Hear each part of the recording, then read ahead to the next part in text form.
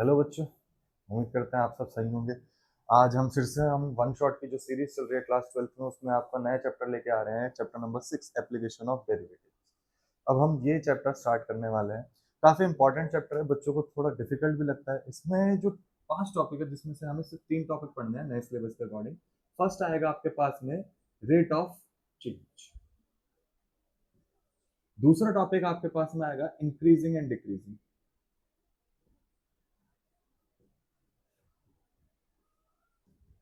और लास्ट और सबसे इंपॉर्टेंट और सबसे डिफिकल्ट जो टॉपिक बच्चों को लगता है वो है मैक्सिमम मिनिमम।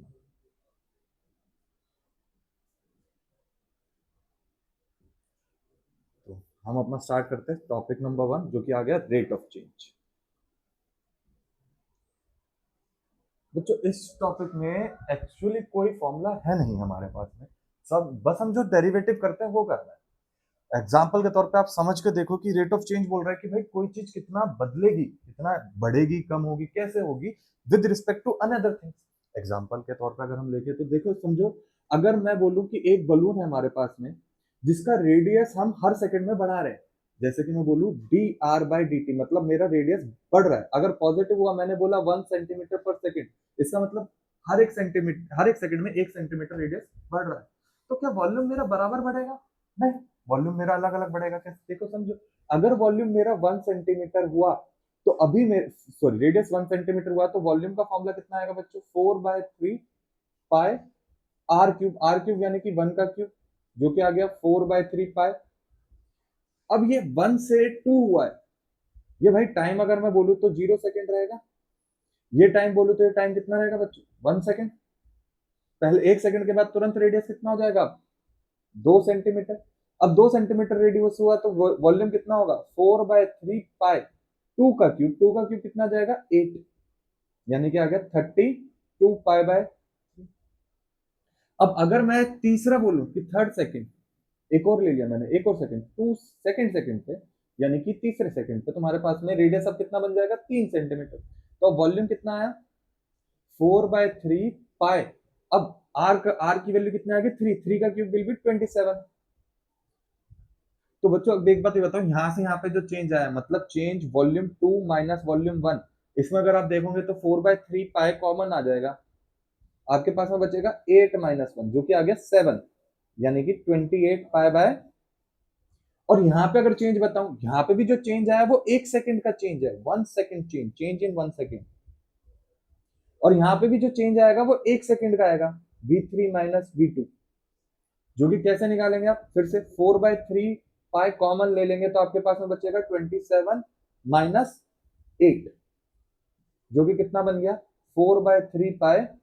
27 में से 8 गया 19। अब बच्चों खुद बताओ, 7 × 4 पाई/3 28 पाई/3, या फिर 4 पाई/3 × 19 क्या इक्वल है? नहीं। आप मतलब यहां से यहाँ पे जो चेंज वॉल्यूम हुआ है उसको डेल्टा वी बोल रहा है, तो यहाँ पे जो वॉल्यूम में चेंज हुआ है वो डेल्टा वी डैश है।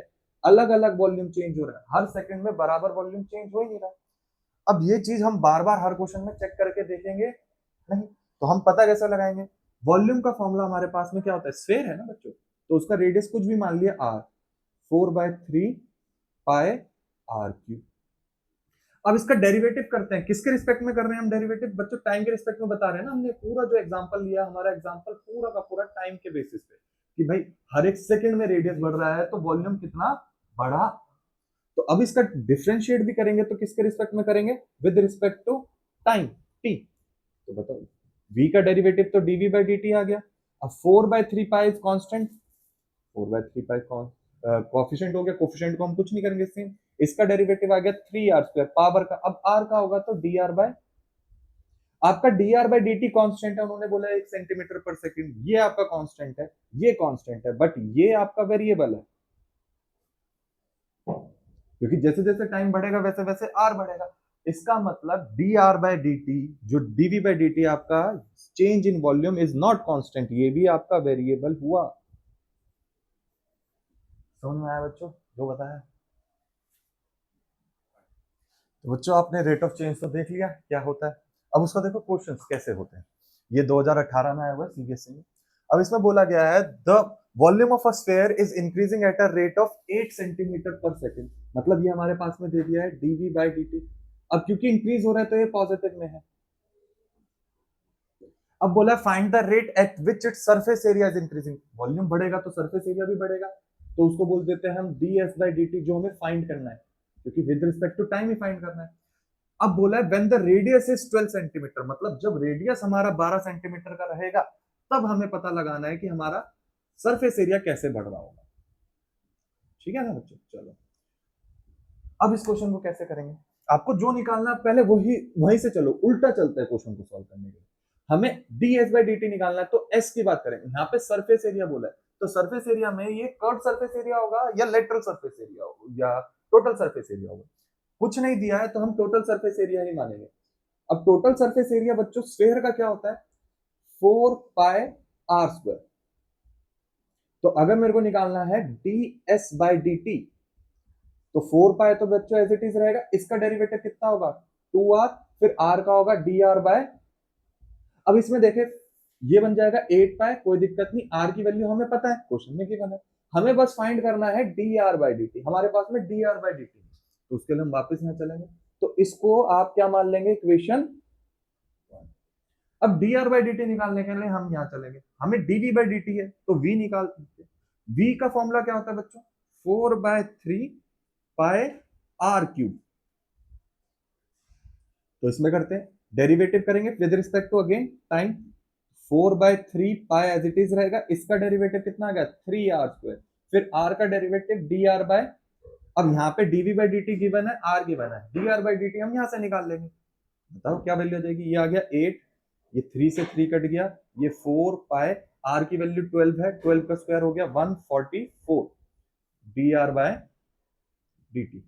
4 से ये कट गया 2 पे, 2 से ये कट गया 72 पे, तो 1/π72 equals to dr/dt।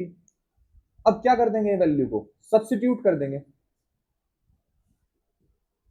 Substitute dr/dt in first equation, भाई ये वैल्यू फर्स्ट इक्वेशन में डाल दो, तो आपके पास में आ गया ds/dt की वैल्यू, बताओ क्या आ जाएगी, ये बन गया 8π, r की वैल्यू आपके पास में 12 है, इंटू dr/dt आ गया 1/72π, पाई से पाई कट गया, 12 से आपका ये डायरेक्ट कट जाएगा, कितने पे कट जाएगा 6 पे, और ये 2 से कट गया 3 पे, 2 से कट गया 4 पे, तो आपके पास में आंसर आ गया 4/3 सेंटीमीटर स्क्वायर, क्योंकि एरिया है, नीचे सेकंड है, टाइम। बच्चों हम एक और क्वेश्चन लेके आए आपके सामने, ये जो क्वेश्चन है ये ऑलमोस्ट केस बेस्ड स्टडी पे भी आता है और पेपरों में भी काफी बार आया है, आपके यूट्यूब में भी मिला होगा। अब देखो इस क्वेश्चन में बोला है the length x of a rectangle is decreasing at a rate of 5 centimetre पर मिनट, मतलब अगर हमारे पास में लेंथ की वैल्यू को x बोल दिया, अब लेंथ जो है डिक्रीज कर रही है, मतलब dl/dt, डिक्रीज है तो नेगेटिव आ जाएगा, -5 सेंटीमीटर पर minute, and width y, width की वैल्यू को उन्होंने बोल दिया हमारे पास में ब्रेथ को y, और जो हमारा विड्थ इंक्रीज हो रहा है तो ये पॉजिटिव आ जाएगा dv/dt 4 सेंटीमीटर पर मिनट। अब बता दिया है कि भाई जब लेंथ की वैल्यू 8 सेंटीमीटर होगी एंड ब्रेथ की वैल्यू यानी कि y की वैल्यू 6 सेंटीमीटर होगी, तब आपको बताना है find the rate of change of perimeter and area, दोनों का निकालना है। बीच में फर्स्ट हम निकालते हैं पेरीमीटर। पेरीमीटर का फॉर्मूला क्या होता है, 2 ब्रैकेट में लेंथ प्लस ब्रेथ, तो जिसको हम लिख सकते हैं 2 ब्रैकेट में अब डिफरेंशिएट ही तो करना है हमें, डेरिवेटिव ही तो करना है, इसमें कुछ लिखने की जरूरत नहीं, डिफरेंशिएट करेंगे बेटा with respect to time, time के रिस्पेक्ट में निकालना है क्योंकि चेंज हमें पेरीमीटर का निकालना है, यानी कि dp/dt, तो 2 एज इट इज रहेगा, इसका डेरिवेटिव क्या होगा बच्चों dl/dt, प्लस d का डेरिवेटिव क्या होगा dv/dt। अब dl/dt की वैल्यू हमें गिवन है कितनी है -5, प्लस dv/dt की वैल्यू भी गिवन है +4, तो ये आ गया 2 × -1 जो कि बन जाएगा -2। अब यूनिट क्या आएगी इसकी -2 सेंटीमीटर पर मिनट, ये हमारा आंसर आ गया पेरीमीटर का। अब सेकंड पार्ट में बोला है हमें एरिया का निकालना है, तो सेकंड पार्ट को सॉल्व करते हैं। एरिया का क्या फॉर्मूला आएगा बच्चों, लेंथ इंटू ब्रेथ, तो अब अगर इसका डिफरेंशिएट करेंगे विद रिस्पेक्ट टू टाइम, तो हमारे पास में आ जाएगा D A by D T. यहां पे प्रोडक्ट रूल लगेगा, तो L as it is, D का डेरिवेटिव कितना होगा, D B by D T, plus अब बी एज इट इज रहेगा, एल का डेरिवेटिव कितना होगा, D L by D T. अब वैल्यू डालना है, तो एल की वैल्यू कितनी आई है हमारे पास में 8, डीबी बाई डी टी की वैल्यू हमारे पास में 4, प्लस बी की वैल्यू हमारे पास में 6 और डीएल बाई डी टी की वैल्यू है -5। सॉल्व किया, 8 4 जा 32, 6 5 जा 30, -30, तो हमारे पास में आंसर आ गया 2। अब इसकी यूनिट जो होगी वो होगी सेंटीमीटर स्क्वायर पर मिनट। हर एक मिनट में हमारे पास में इतना चेंज आएगा। ये आपके पास में एक और क्वेश्चन है बच्चों, तुम्हें रेट ऑफ चेंज तो उम्मीद है समझ में आ गया होगा। फिर भी उसमें कोई डाउट आए तो आप उसका कोई भी क्वेश्चन का कमेंट कर देना, वो हम सॉल्व करवा देंगे। बाकी अब आते हैं हम इंक्रीजिंग डिक्रीजिंग पे। इंक्रीजिंग डिक्रीजिंग का ये बहुत ही बेसिक क्वेश्चन है, सिंपल है, बट इसको समझने से पहले, करने से पहले जो साइड में एक है ना, इसके स्टेप्स लिख लेते हैं कैसे इसको सॉल्व करना है। इंक्रीजिंग डिक्रीजिंग का स्टेप 1 रहेगा, आपके पास में कोई भी फंक्शन है, कोई भी फंक्शन जिसको आपको बताना है कि भाई ये कहाँ पे बढ़ेगा कहाँ पे घटेगा। समझने के लिए अगर मैं बनाऊं कि मेरे पास में एक फंक्शन ऐसे जा रहा है, फिर ऐसे आया, फिर ऐसे हो गया, मतलब कि यहाँ से यहाँ तक हमारा फंक्शन बढ़ा है, फिर यहाँ से लेकर यहाँ तक फंक्शन घटा है, फिर दोबारा बढ़ा। इसी को फंक्शन को आइडेंटिफाई करने को हम इंक्रीजिंग डिक्रीजिंग बोलते हैं। अब इसको निकालते कैसे हैं, तरीका क्या है, तो हम सबसे पहला स्टेप होगा, पहला स्टेप होगा कि आपके पास में कोई भी फंक्शन है उसको वन वेरिएबल में कन्वर्ट करना है, मतलब एक वेरिएबल से ज्यादा होने नहीं चाहिए। अगर फंक्शन में एक से ज्यादा वेरिएबल है तो वो हम उसको कन्वर्ट करवाएंगे वन वेरिएबल में, सबसे इंपॉर्टेंट स्टेप है। अब जैसे इस वाले क्वेश्चन में तो हमारे पास में फंक्शन सिर्फ और सिर्फ एक्स में है, तो इसमें फर्स्ट स्टेप करने की जरूरत नहीं है। सेकंड स्टेप क्या रहेगा कि आपको फंक्शन का डेरिवेटिव करना है, और फिर आपको डेरिवेटिव करके लेट करना है, जो डेरिवेटिव आपने किया है ना उसको जीरो के इक्वल लेट करना है। पहला स्टेप क्या रहेगा भाई बच्चों, फंक्शन को आपको एक वेरिएबल में करना है। सेकंड क्या रहेगा, आपको डेरिवेटिव करना है और उसको जीरो के इक्वल लेट करना है। थर्ड स्टेप क्या रहेगा, आप जब डेरिवेटिव कर देंगे इक्वल टू जीरो कर देंगे, तो वहां से आपके पास में एक्स की वैल्यूज आएंगी। अब हो सकता है एक वैल्यू आए, दो आए, तीन आए, मल्टीपल वैल्यू आ सकती है, मल्टी वैल्यू, एक से ज्यादा वैल्यू आ सकती है। अब जितनी भी वैल्यू है उससे एक ज्यादा इंटरवल बनेगा।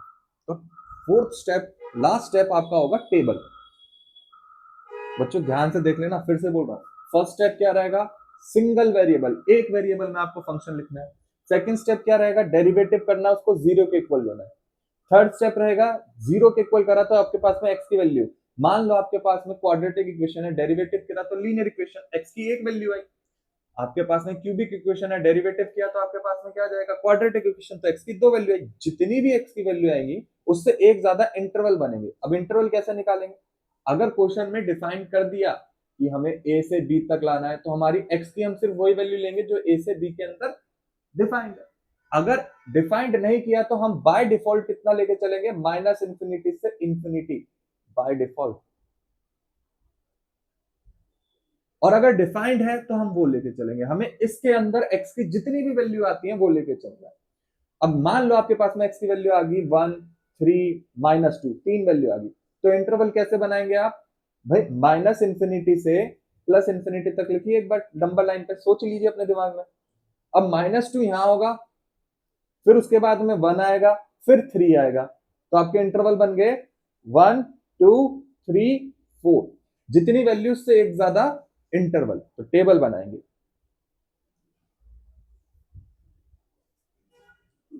टेबल में पहला चीज होगा आपके पास में इंटरवल। इंटरवल में आप ये देखो, आपका पहला इंटरवल जैसे यहां पे बन गया माइनस इंफिनिटी से -2, फिर बन जाएगा -2 से 1, फिर बन जाएगा 1 से 3, फिर बन जाएगा 3 से 4। फिर आपको लेना है एफ डैश एक्स का साइन, साइन चाहिए हमें, पूरा वैल्यू सॉल्व नहीं करनी। अब जब एक्स की वैल्यू लेंगे तो आप इनके बीच में लेंगे, जैसे माइनस इंफिनिटी से -2 के बीच में आप -2 नहीं लेंगे, आप एक्स की वैल्यू को -3 ले सकते हैं, -4 ले सकते हैं, -5, इनके बीच में से वैल्यू लेंगे। जैसे यहाँ पे आप वैल्यू ले सकते हैं 0 ले सकते हैं आप, ना ही 1 लेंगे ना ही -2। यहाँ पे आप ना 1 लेंगे ना 3 लेंगे, आपकी x की वैल्यू 2 ले सकते हैं। यहाँ पे आप 4, 5, 10 कुछ भी ले सकते हैं। फिर जो भी आपका डेरिवेटिव की इक्वेशन आई ना, यहां से आप वैल्यू इसमें डालेंगे, साइन आएगा। मान लीजिए पॉजिटिव आया तो वो क्या बन जाएगा, इंक्रीजिंग रिजल्ट। नेगेटिव आया तो डिक्रीजिंग। फिर पॉजिटिव पॉजिटिव आ गया तो इंक्रीजिंग इंक्रीजिंग। फिर से रिपीट कर रहा हूं मैं बच्चों। चलो बच्चों, मैं फिर से आपको एक और बार स्टेप रिपीट कराता हूँ। फर्स्ट स्टेप रहेगा आपके पास में फंक्शन को 1 वेरिएबल में करना है। सेकंड स्टेप रहेगा डेरिवेटिव करना है, उसको 0 के इक्वल लेट करना है, अज्यूम करना है। थर्ड स्टेप रहेगा वहां से x की वैल्यू आएगी 0 करके। फिर फोर्थ स्टेप रहेगा टेबल। टेबल में 3 चीज याद रखना, interval, F dash X, sign and result. अब एक क्वेश्चन करते हैं, आपको और अच्छे से क्लियर हो जाएगा। अब फर्स्ट स्टेप तो हमें करने की जरूरत नहीं, क्योंकि जो हमारा फंक्शन है वो बच्चों ऑलरेडी सिंगल वेरिएबल का है। यहां पूरे का पूरी टर्म सिर्फ एक्स में है, सिंगल वेरिएबल में, हमें चेंज करने की जरूरत नहीं। इंटरवल इन्होंने दी नहीं, तो हम फिर से इंटरवल माइनस इंफिनिटी से प्लस इंफिनिटी मान के चलेंगे। अब सेकंड स्टेप क्या रहेगा, डेरिवेटिव करना है। तो यहां पे आप लिखेंगे differentiation with respect to X. आपके पास में आ गया एफ डैश एक्स, ये आपका बन जाएगा 12x क्यूब माइनस, फिर आपका बन जाएगा ये 12x माइनस 24x प्लस 0। अब लेट करेंगे एफ डैश एक्स को 0 for increasing decreasing value of x. तो 0 के इक्वल लेट किया 0। अब इस पूरी इक्वेशन में से देखो बच्चों 12 कॉमन आ रहा है, 12x, तो 12x कॉमन ले लेंगे। यहां पे आपके पास में क्या बच गया, एक्स स्क्वायर माइनस का एक्स, ये स्क्वायर माइनस का एक्स एंड माइनस का 2, ये आएगा बच्चों। उसका डेरिवेटिव 3x स्क्वायर होगा ना। अब 0 इक्वल्स टू 12x, इसको भी आप फर्दर स्प्लिट कर सकते हैं। बताओ ऐसी कौन सी टर्म होगी जिसको मल्टीप्लाई करने पे तुम्हारे पास में -2 आए, प्लस माइनस करने पे आपके पास में -1 आए। -2 and 1, X square minus 2x plus X minus 2, 0 equals to 12x। इसमें से आप x कॉमन लेंगे, फिर बच जाएगा x माइनस 2, फिर आप इसमें से +1 लो कॉमन लेंगे तो x माइनस 2, तो 0 equals to 12x x minus 2 x plus 1। हमारे पास में अब देखा जाए तो 3 वैल्यू आ गई, क्योंकि देखो क्यूबिक इक्वेशन थी, 3 वैल्यू आनी थी। एक x की वैल्यू इससे सॉल्व करें तो x की वैल्यू कितनी आ गई बच्चों, 0। इसको 0 के इक्वल रखा तो कितनी आ गई x की वैल्यू 2। इसको 0 के इक्वल रखा तो x की वैल्यू कितनी आ गई, -1। अब हमारा बनेगा टेबल।